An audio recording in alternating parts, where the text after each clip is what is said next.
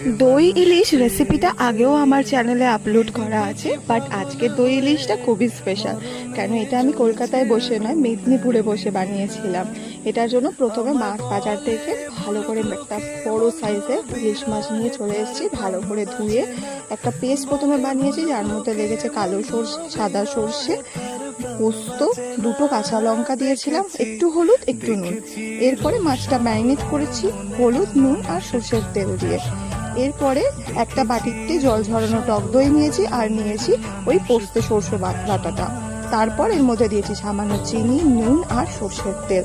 এরপর একটা স্টিলের টিফিন বক্সে যেরমভাবে আমরা ইলিশ মাছ ভাপিয়ে থাকি, প্রথমে কিছুটা ব্যাটার দিয়ে তার উপরে ইলিশ মাছ দিয়ে, তারপরে আবার একটু ব্যাটার দিয়ে সর্ষের তেল আর কাঁচা লঙ্কা দিয়ে ভাপিয়ে নিতে হবে। এটা ভাপাতে মোটামুটি 30 থেকে 45 মিনিট সময় লাগবে।